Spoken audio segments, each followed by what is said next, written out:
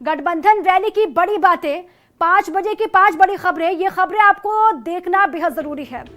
अली बजरंगबली की माया, अली बजरंगबली को लेकर जो विवाद चल रहा था उसमें मायावती की एंट्री भी हो चुकी है। मायावती ने क्या कुछ कहा वो भी जरा आपको बताते हैं। अली और बजरंगबली विवाद गहमाता जा रहा है। अली बजरंगबली की माया, क्या कुछ कहा है मायावती ने। बनारस में मोदी वर्सेस प्रियंका, अब ये बड़ी खबर भी आपको हम बताएंगे विस्तार से। बनारस में क्या मोदी के खिलाफ चुनावी मैदान में उतरेंगी प्रियंका गांधी वाड्रा, ये भी बड़ी खबर है।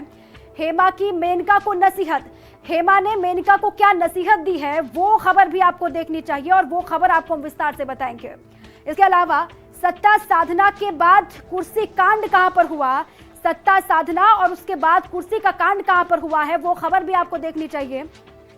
कौन कौन सी बड़ी खबरें और 5 बजे की 5 बड़ी बातें आपको बताते हैं। 5 बजे की 5 बड़ी बातें क्या क्या हैं वो भी आपको देख लेनी चाहिए। 5 बड़ी बातों से आपका तारुफ करवाते हैं। अखिलेश ने क्या कुछ कहा।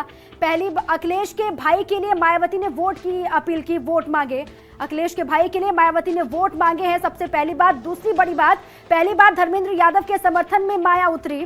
पहली बार धर्मेंद्र यादव के लिए वोट की अपील की मायावती ने वोट ना बंटने देने की अपील भी की जनता से। मायावती ने वोट ना बंटने की अपील की और इसी के साथ ही कौन कौन सी बड़ी बातें हैं वो भी आपको विस्तार से हम बता रहे हैं।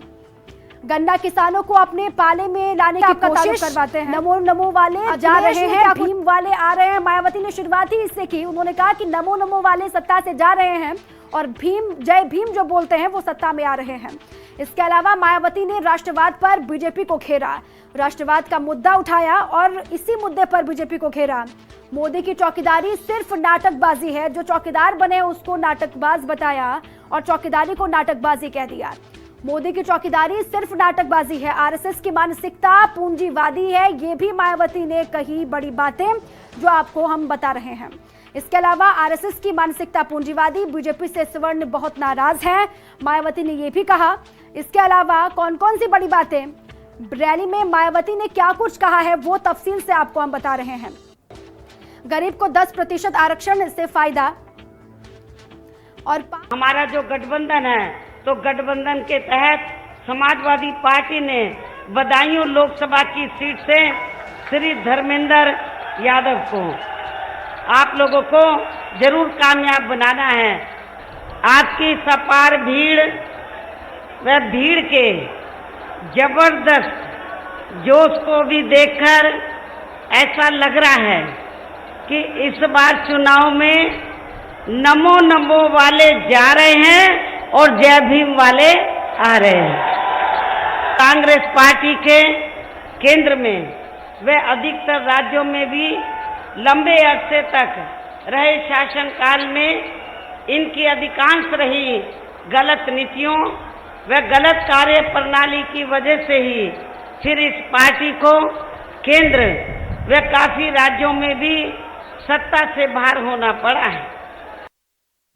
इस बार इनकी चौकीदारी की भी ये नई नाटकबाजी भी इनको नहीं बचा पाएगी, जिससे अब ये लोग इस चुनाव में जबरदस्ती देश व आम जनहित से जोड़कर इसको अपने राजनीतिक लाभ के लिए भुनाने में लगे हैं, जिसमें इनको किसी भी कीमत पर कामयाबी मिलने वाली नहीं है। और खास तौर से मैं बदायूं जिले के लोगों को ये कहना चाहती हूँ कि हालांकि मुझे मेरा बहुत व्यस्त प्रोग्राम था, लेकिन फिर भी मैंने बदायूं को इसलिए प्रोग्राम दिया क्योंकि बदायूं जिले से मेरा विशेष नाता रहा है।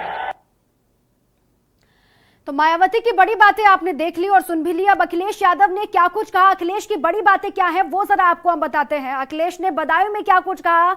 अखिलेश के भाई के समर्थन में माया की रैली हुई। अखिलेश यादव की बड़ी 10 बातें आपको बताते हैं और इसी के साथ ही गरीबों और गांव के लोगों का गठबंधन है। अखिलेश यादव ने शुरुआत ही इससे की। गरीबों और गांव के लोगों का गठबंधन है, देश सिर्फ गरीबी और बीमारी में आगे है। अच्छे दिनों की बात भी अखिलेश यादव ने की। बीजेपी समाज को बांटकर राज करना चाहती है, बीजेपी की क्या नीति है उसका भी जिक्र किया। इसके अलावा गरीबों को सम्मान दिलाने का चुनाव है, अखिलेश यादव ने बातें कही हैं। और इसके साथ ही बाबा मुख्यमंत्री ने भगवानों की जाति बताई है। जो विवाद छिड़ा हुआ है अली बजरंग बली को लेकर, उस पर भी तंज कसा। देश की राजनीति को बदलने का वक्त आ गया है और देश की राजनीति को सिर्फ गठबंधन ही बदल सकता है। जमीन से उठकर लोकसभा पहुंचेगा गठबंधन, ये भी कहा अखिलेश ने। जमीन से उठकर गठबंधन लोकसभा पहुंचेगा। नया देश तभी बनेगा जब नया मुख्यमंत्री बनेगा, नया प्रधानमंत्री बनेगा। चौकीदारी की चौकी छीनने का काम करना है। इसके अलावा चौकीदार सिर्फ नाटकबाज है, मायावती ने बात कही थी। उसके बाद अब मायावती ने अली वर्सेस बजरंग बली को लेकर जो विवाद छिड़ा हुआ है उस पर क्या कहा है वो जरा आपको बताते हैं। कि हमारे अली भी हैं और बजरंग बली भी हैं, अर्थात हमारे ये दोनों अपने ही हैं और इन दोनों में से कोई भी गैर नहीं। इसलिए हमें अली भी चाहिए और बजरंग बली भी चाहिए। बजरंग बली इसलिए भी चाहिए क्योंकि ये मेरी अपनी खुद की दलित जाति से ही जुड़े हैं और इनकी जाति की खोज मैंने नहीं की है, बल्कि खुद उत्तर प्रदेश के मुख्यमंत्री योगी ने ही की है। और इन्होंने ही खुद जनता को ये बताया है कि बजरंग बली वनवासी हैं, वह दलित जाति के हैं।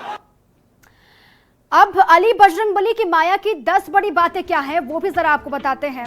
क्या कुछ हुआ है, जो विवाद छिड़ा हुआ है उसको लेकर 10 बड़ी बातें आपको हम बताते हैं। मायावती के भाषण में बजरंग बली मायने आखिर क्या है, बजरंग बली का जिक्र जो किया माया ने, उसके पीछे के मायने आखिर क्या हैं। क्या मायावती ने बजरंग बली को दलितों से जोड़ दिया है, ये भी बड़ा सवाल है। और इसके अलावा इससे मायावती को सियासी फायदा कैसे मिलेगा, ये भी बड़ा सवाल है। बुद्ध को मानने वाले कैसे करेंगे बीएसपी को वोट, तमाम बड़े सवाल इसके साथ ही खड़े हो जाते हैं। हमारे अली और बजरंग बली दोनों हैं। मायावती ने कहा कि सिर्फ अली नहीं बल्कि बजरंग बली भी हमारे हैं। हमारे अली और बजरंग बली दोनों हैं। माया के अली बजरंग बली मुस्लिम दलित। अब सवाल इसी के साथ खड़े हो जाते हैं कि अली बजरंग बली और मुस्लिम को लेकर क्या सियासी मायने हैं।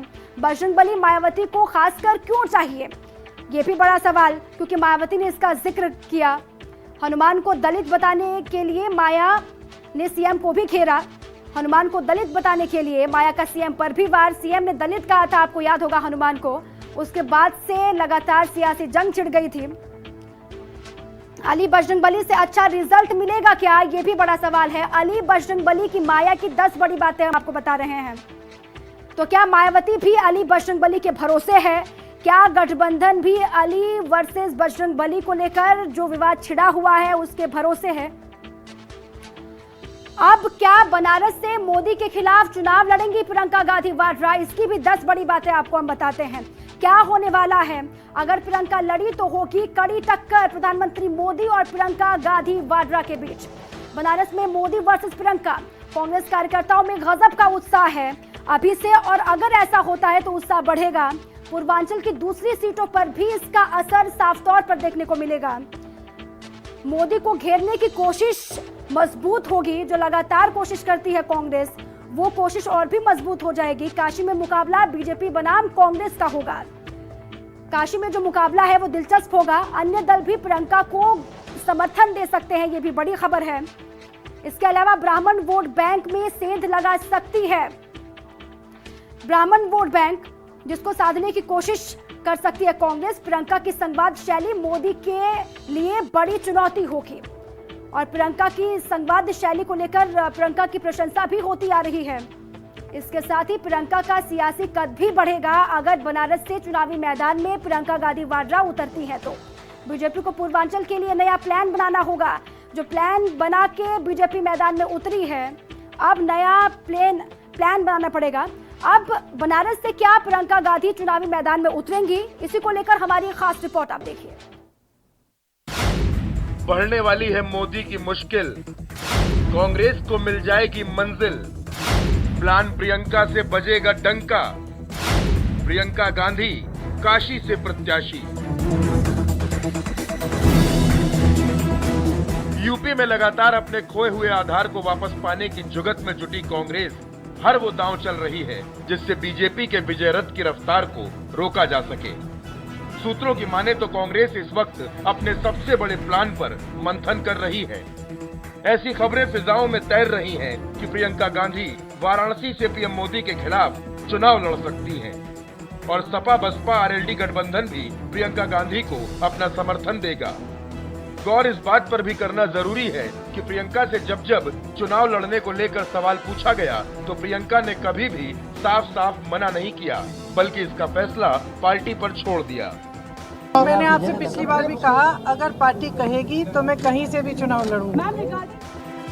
अगर प्रियंका गठबंधन के समर्थन और कांग्रेस के सिंबल पर चुनाव लड़ती हैं, तो वो जाहिर तौर पर पीएम मोदी की मुश्किलें बढ़ा देंगी। वो मल्लापुरम से जाके लड़ लें कि जहाँ चुनाव हो गया है वहाँ से फिर से लड़ लें, कहाँ से लड़ें ये उनको तय करना है। हमारे प्रधानमंत्री जी काशी से चुनाव लड़ रहे हैं और पिछली बार से भी ज़्यादा मतों से वो वहाँ से जीतेंगे।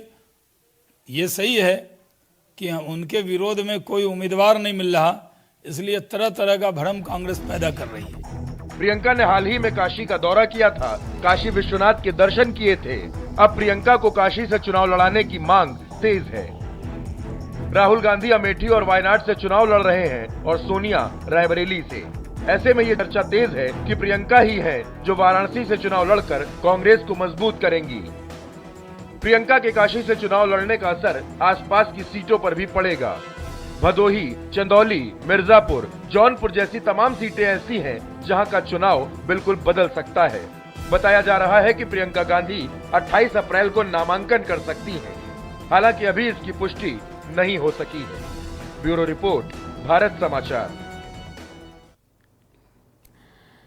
अब आगे बढ़ते हैं और बात करते हैं हेमा ने मेनका को क्या नसीहत दी है, उसकी 5 बड़ी बातें आपको दिखाते हैं। हेमा की मेनका को नसीहत, हर किसी की मदद करनी चाहिए। हेमा मालिनी ने मेनका गांधी को नसीहत दी है, हर किसी की मदद करनी चाहिए। 3 तलाक मुद्दे पर महिलाएं सपोर्ट करती हैं। दूसरी बड़ी बात यह है, तीसरी नसीहत क्या दी है, मुस्लिमों को लेकर मेरी ऐसी धारणा नहीं है, मुस्लिमों को लेकर मेरी ऐसी सोच नहीं है, धारणा नहीं है। हेमा ने बातें कही, हर किसी का अलग विचार होता है। नसीहत दी है मेनका गांधी को, हर किसी का विचार अलग अलग होता है, विचारधारा अलग होती है। क्या मुस्लिमों पर मेनका का बयान व्यक्तिगत है, ये भी बड़ी बात है। ये नसीहत दी है जो हेमा मालिनी ने, उसकी 5 बड़ी बातें हम आपको बता रहे हैं। क्या मुस्लिमों को लेकर जो मेनका गांधी ने बयान दिया था, आपको याद होगा, जिसके बाद किरकिरी भी हुई थी, आलोचना हुई थी, चारों तरफ से घिर गई थी मेनका गांधी। क्या वो बयान मेनका गांधी का व्यक्तिगत है, ये बड़ा सवाल है। और हेमा ने मेनका गांधी को नसीहत दी है। कल मुस्लिमों पर बयान देकर घिर गई थी मेनका गांधी, काफी किरकिरी हुई थी, आलोचनाओं का शिकार हो गई थी और उसके बाद खुद वो मीडिया के सामने आकर सफाई भी दी थी। अब क्या कहा था मेनका गांधी ने, वो जरा आपको सुनाते हैं। मैं जीत रही हूं, लेकिन अगर मेरी जीत मुसलमानों के बिना होगी तो मुझे बहुत अच्छा नहीं लगेगा, क्योंकि इतना मैं बता देती हूँ कि फिर दिल खट्टा हो जाता है। फिर जब मुसलमान आता है काम के लिए, फिर मैं सोचती हूँ कि नहीं, रहने ही दो, क्या फर्क पड़ता है। आखिर नौकरी सौदेबाजी भी तो होती है। बात सही है कि नहीं? ये नहीं कि हम लोग सब महात्मा गांधी के छठे औलाद हैं कि हम लोग आए केवल हम देते ही जाएंगे और फिर इलेक्शन में मार खाते जाएंगे। मैं जीत रही हूँ, लेकिन अगर मेरी जीत मुसलमानों के बिना होगी तो मुझे बहुत अच्छा नहीं लगेगा, क्योंकि इतना मैं बता देती हूँ कि फिर दिल खट्टा हो जाता है। फिर जब मुसलमान आता है काम के लिए, फिर मैं सोचती हूँ कि नहीं, रहने ही दो, क्या फर्क पड़ता है। आखिर नौकरी सौदेबाजी भी तो होती है। बात सही है कि नहीं? ये नहीं कि हम लोग सब महात्मा गांधी के छठे औलाद हैं कि हम लोग आए केवल हम देते ही जाएंगे और फिर इलेक्शन में मार खाते जाएंगे। अब बड़ी खबर से भी आपका तारुफ करवा दें। सत्ता साधने में कुर्सी कांड कहां पर हुआ है, क्यों हुआ, वो भी जरा आपको बताते हैं। सियासत और साधना, अमित शाह और योगी की साधना। आज अमित शाह को आपने देखा काशी विश्वनाथ के दर पर पहुंचे थे, पूजा अर्चना वहां पर की थी, काफी देर तक वहां पर रुके थे। जीत के लिए भगवान का आशीर्वाद भी जरूरी है। जीत के लिए भगवान का आशीर्वाद लेने के लिए काशी विश्वनाथ के दर पर पहुंचे थे अमित शाह, भगवान शंकर की शरण में गए थे और वहां जाकर आधे घंटे तक पूजा अर्चना की थी। आपको याद होगा, वो तस्वीरें भी हमने आपको दिखाई थी। काशी विश्वनाथ के दर्शन किए। सूबे के मुखिया योगी आदित्यनाथ भी वहां पर उनके साथ थे। और इसके अलावा क्या कुछ हुआ बनारस में वो भी आपको जानना बेहद जरूरी है। काल भैरव का दर्शन भी किया, काल भैरव के दर पर भी गए, वहां पर भी दर्शन किए अमित शाह ने। और इसके साथ ही सीएम योगी ने कन्या पूजन भी किया। गोरखपुर की तस्वीरें भी आपको याद होंगी, गोरखनाथ मंदिर पहुंचे थे सीएम योगी, वहां पर कन्या पूजन किया, हवन पूजन किया। सीएम योगी ने कन्या पूजन किया, कन्याओं के पैर धोए। अमित शाह और सीएम योगी की साधना की तस्वीरें लगातार हमने आपको दिखाई। एक बार फिर से बड़ी बातें आपको बता रहे हैं। जीत के लिए भगवान का आशीर्वाद लेने के लिए दर पर पहुंचे काशी विश्वनाथ के अमित शाह और भगवान शंकर से आशीर्वाद लिया, काशी विश्वनाथ के दर्शन किए। सूबे के मुखिया योगी भी वहां पर मौजूद थे। करीब 35 मिनट तक अमित शाह मंदिर में रुके थे, पूजा अर्चना की थी। और उसके बाद सूबे के मुखिया बनारस से सीधे गोरखपुर निकले थे, गोरखनाथ मंदिर गए थे, क्योंकि आज रामनवमी और इस खास मौके पर कन्या पूजन किया था, हवन पूजन किया था। और लगातार जो सियासत को लेकर साधना है उसकी हर एक तस्वीर हम आप तक पहुंचा रहे हैं। अब प्रियंका गांधी वाड्रा क्या चुनावी मैदान में उतरेंगी प्रधानमंत्री मोदी के खिलाफ? इसी पर मेरे सहयोगी जुड़ चुके हैं, फरमान जुड़े हुए दिल्ली से कुमार पुष्कल हैं। सबसे पहले कुमार, मैं आपका रुख करूंगी, कितनी पुख्ता ये खबर है और क्या अपडेट है आपके पास इस पूरी खबर को लेकर? क्या प्रियंका गांधी चुनावी मैदान में उतरेंगी प्रधानमंत्री मोदी के खिलाफ? देखिए दीपा, सुबह से ये खबरें अब आम हो गई हैं कि प्रियंका गांधी प्रधानमंत्री नरेंद्र मोदी के खिलाफ वाराणसी से चुनाव लड़ेंगी। तमाम खबरें आ रही, लेकिन कहीं ना कहीं एक तरह से प्रियंका गांधी का हामी भी देखने को मिल रहा है, सूत्रों के हवाले से खबर है। लेकिन साफ तौर पे ये देखा जाए कि इस पर अंतिम फैसला राहुल गांधी और सोनिया गांधी करेंगे कि क्या प्रियंका गांधी वाराणसी से चुनाव लड़ेंगे। कई बार उन्होंने संकेत भी दिए थे अपने इस पूरे यूपी दौरे के दौरान। और फिलहाल जिस तरह से अगर बात की जाए समीकरण की, तो कांग्रेस प्रियंका गांधी को एक ट्रम्प कार्ड मान रही है, क्योंकि प्रियंका गांधी अब उत्तर प्रदेश में एड़ी चोटी लगा दी हैं कांग्रेस के चुनाव प्रचार में। तो साफ तौर पे अब एक तरह से ट्रम्प कार्ड के रूप में सामने आ रही है। ठीक है कुमार, ठीक है, आपके पास मैं फिर आऊंगी। फरमान भी मेरे सहयोगी जुड़े। फरमान, आपके पास क्या जानकारी है? क्या प्रियंका गांधी वाड्रा चुनावी मैदान में उतर रही हैं प्रधानमंत्री मोदी के खिलाफ बनारस से? देखिए, इससे पहले की अगर हम बात करें तो जिस तरह से राहुल गांधी ने जब चुनाव का दौर शुरू हो रहा था तो तभी ये कहा था कि कांग्रेस फ्रंट फुट में खेलेगी उत्तर प्रदेश में।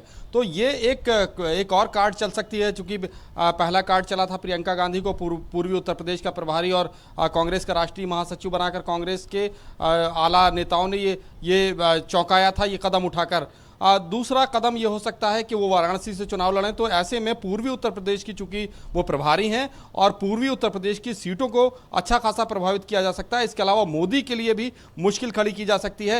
मोदी को खुला छोड़ना, यानी कि मोदी को घेरने की कोशिश की जा सकती है ताकि भारतीय जनता पार्टी पर दबाव बनाया जा सके। इससे अगर अलग बात करें तो खुद प्रियंका गांधी की अगर हम बात करें तो जब पिछले दिनों वो रायबरेली और अमेठी के दौरे पर आई थी, तो रायबरेली के भुए मऊ गेस्ट हाउस में जब लोगों ने ये कहा था कि आप यहां से चुनाव लड़िए, तो ऐसे में उन्होंने कार्यकर्ताओं से, जो कांग्रेस के कार्यकर्ता थे रायबरेली के, उनसे खुद ही पूछा था कि क्या मैं वाराणसी से चुनाव लड़ जाऊं। तो ऐसे में ये बात बिल्कुल तय है कि कहीं ना कहीं ये जरूर है। बिल्कुल, और कई दफा तो खुद प्रियंका गांधी वाड्रा भी ये मंशा जाहिर कर चुकी है, अपनी तरफ से कह चुकी है कि वो बनारस से चुनाव लड़ना चाहती हैं। लेकिन अभी भी जो आखिरी फैसला होगा वो राहुल गांधी और सोनिया गांधी को ही लेना होगा। इस पर आखिरी फैसला सोनिया गांधी और राहुल गांधी ही लेंगे। लेकिन कहीं न कहीं इस बात में दम जरूर है कि प्रियंका गांधी पूर्वी उत्तर प्रदेश के वाराणसी से, जहां से मोदी चुनावी मैदान में है और मोदी मौजूदा सांसद है, आखिरी फैसला राहुल गांधी सोनिया गांधी को लेना होगा कुमार, क्योंकि लगातार जहां भी प्रियंका गांधी वाड्रा गई उत्तर प्रदेश के दौरे पर, जहां भी वो गई वहां मंशा जाहिर की प्रियंका गांधी वाड्रा ने, लेकिन आखिरी फैसला राहुल सोनिया को लेना है। बिल्कुल साफ तौर पे आखिरी फैसला राहुल गांधी और सोनिया गांधी करेंगे कि क्या प्रियंका गांधी वाराणसी से चुनाव लड़ेंगे। लेकिन जिस तरह से मनसा जाहिर की जा रही है, अब एक अंतिम ट्रम्प कार्ड कांग्रेस खेलने की तैयारी कर रही, चूंकि वो जान रहे कि कहीं ना कहीं तमाम जो महागठबंधन है कांग्रेस के साथ आएंगे, बात की जाएगी, कांग्रेस बात करेगी तमाम महागठबंधन से। और लेकिन अगर 2014 की बात करें तो कहीं ना कहीं 3 लाख का जो अंतर था प्रधानमंत्री मोदी और अरविंद केजरीवाल के सामने, तो कहीं ना कहीं अब अगर सभी पार्टियां कांग्रेस के साथ एकजुट हो जाती है तो कहीं ना कहीं एक बड़ी चुनौती प्रियंका गांधी प्रधानमंत्री नरेंद्र मोदी के सामने रख सकती हैं। तो अगर बात करें पॉलिटिकल अर्थमेटिक की तो कहीं ना कहीं इस पर कांग्रेस एक बड़ा ट्रम्प कार्ड खेलने की तैयारी कर रही है, संभव महागठबंधन उनका साथ दे। ठीक है कुमार, बहुत बहुत शुक्रिया आप सभी का। कुमार आपका भी और फरमान आपका भी बहुत बहुत शुक्रिया तमाम जानकारियों के लिए, बातचीत के लिए। अब चलिए आगे बढ़ते हैं और बात, एक तरफ सत्ता साधना चल रही है, अमित शाह ने काशी विश्वनाथ मंदिर में पूजा अर्चना की, सीएम योगी ने गोरखपुर में पूजा अर्चना की, वहीं संत कबीर नगर में बीजेपी के कार्यकर्ता आपस में ही भिड़ गए, वहां पर भी कुर्सी कांड हुआ। क्या है पूरा मामला, वो जरा आप देखिए।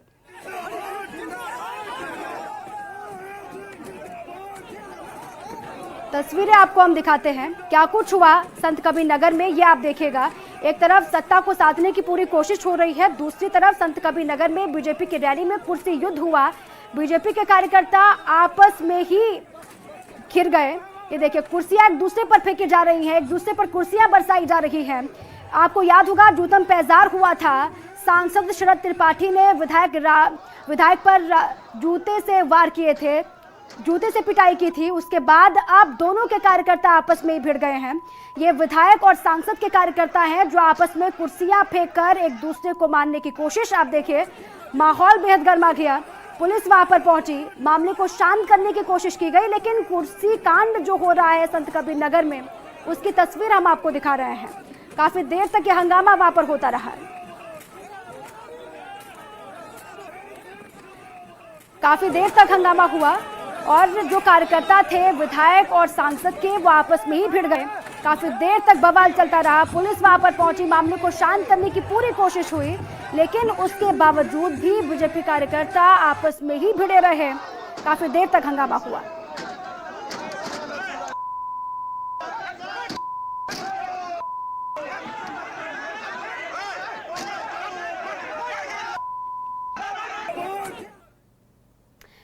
इसी के साथ 5 बजे की बड़ी खबरों में आज के लिए बस इतना ही। कल फिर होंगे हाजिर, लेकिन ब्रेक पर जाने से पहले आप देखिए 2 मिनट में देश।